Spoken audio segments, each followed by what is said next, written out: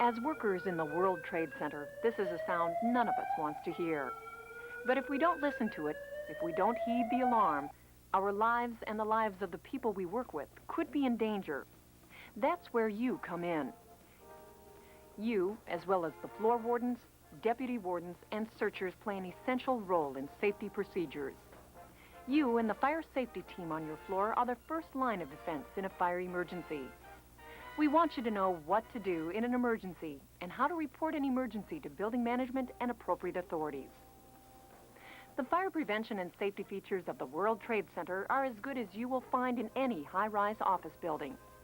For example, there are smoke detectors throughout the heating, ventilation, and air conditioning systems and in the elevator lobbies.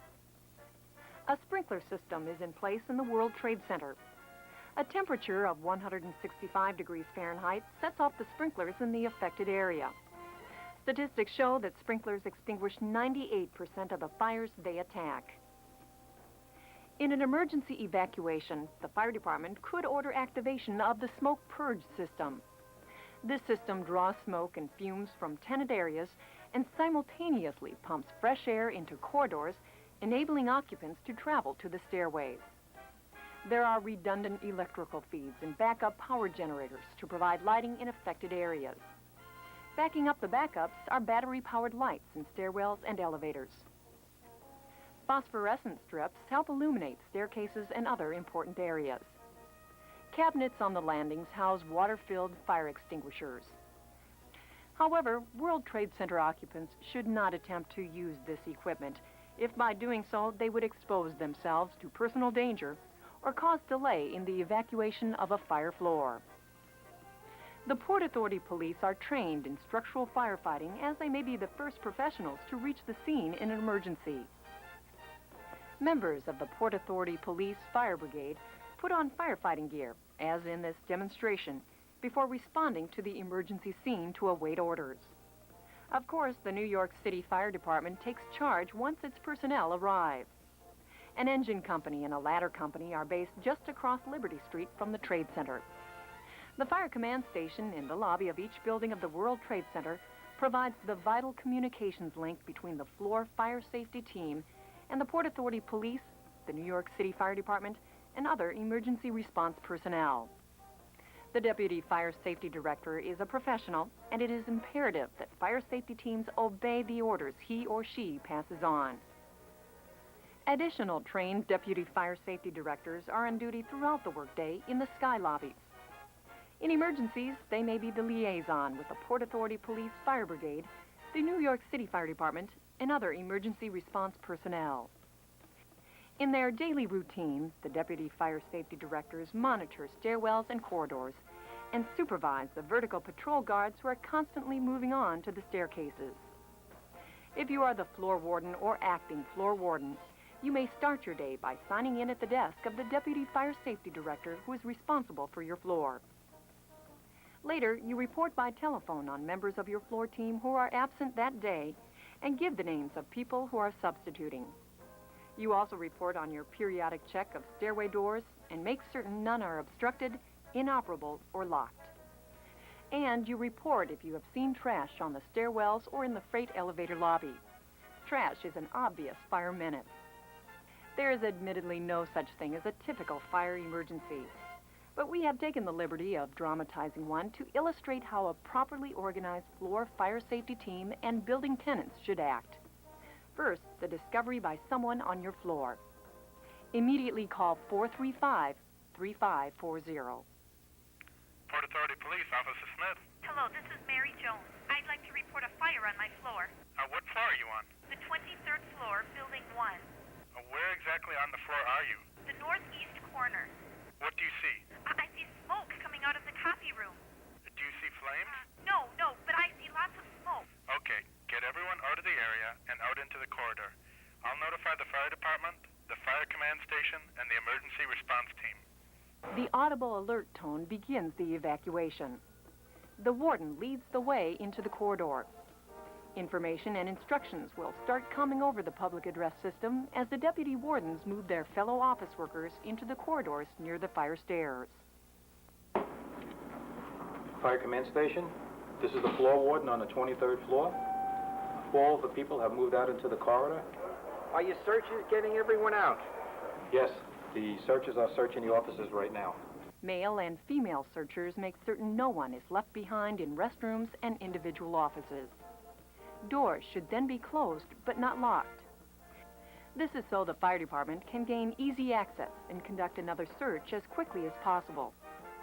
Even in an emergency, you may encounter people who just won't cooperate.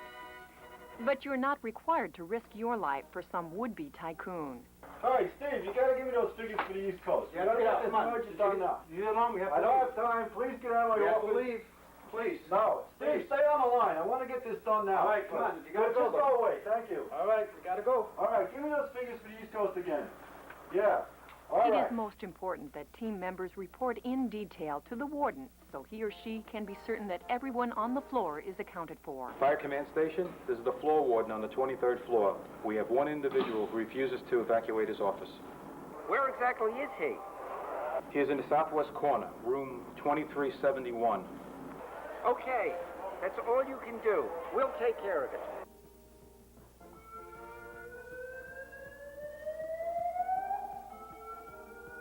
This is the floor warden on the 23rd floor. All of our people are out into the corridor now and are accounted for. Okay, please stand by for further instructions. Try to reassure the people. Within seconds of the alarm being given, firefighting professionals will be on the way to the scene.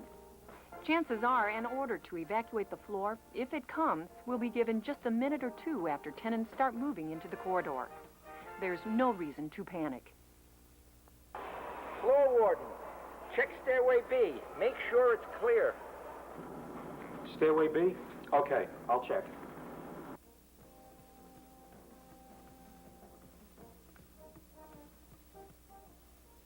Twenty-third floor, fire safety team.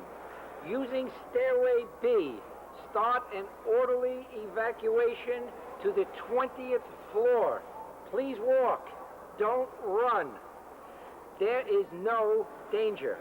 Fire safety team, please report in when all occupants are assembled on the 20th floor.